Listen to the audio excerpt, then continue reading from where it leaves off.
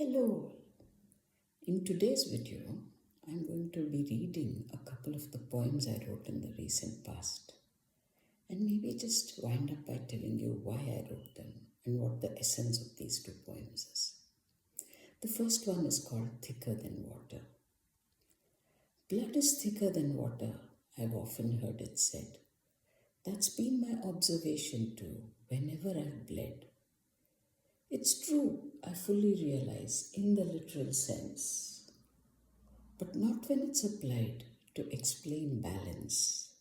In relationships, in and out of blood ties, knowing that blood doesn't define attachment is wise.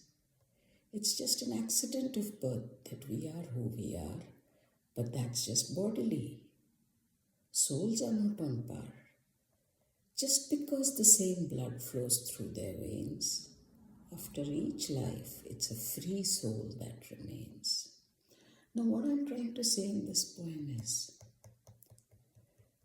that we just, particularly in India, we have this thing that I've given birth to a child, so it's the child's duty to look after me. The child has to make sure that my old age I'm looked after in my old age, I'm taken care of. And so we load our children with expectations, more expectations, and a lot more expectations. It's just an accident of birth that they have been born to us. That doesn't mean that it is their obligation to look after us through their lives or through our lives.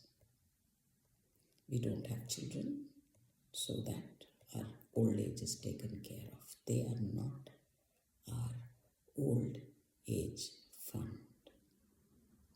Okay, now for the second one. This one's called Past Imperfect. I'll read it out first and then I'll say a bit about it. Traveling back in time is a rewarding experience when I see the past clearly with the innate sense that it can't be changed and to come to terms with it, to examine its parts and to slot and slit each into the useful, those I can carry as learning which will help me, but not tarry over the events and inputs that will only be baggage, those that I will shed tears over or possibly rage about why they should have been written into my fate. I think for such thoughts it's a bit too late. So I'll aim to make the present and future perfect.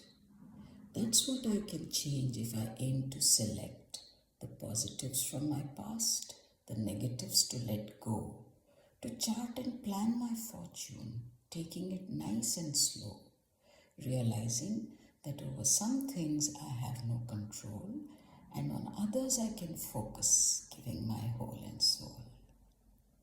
Now what I'm trying to say in this one is that if there has been something in the past that is worth carrying, that has taught me a lesson that will stand me in good stead for future decisions, for future charting of my life course, then yes, I must keep harking back on those things in the past and gain strength from them. But if those memories or those parts of my past are only going to cause regret, that is, they're the negatives from the past, then it is better to shed them along the way. If they are going to, every time they come up, either bring tears to your eyes or make you angry. Either way, the loss is mine. So I'd rather not dwell over my past imperfect.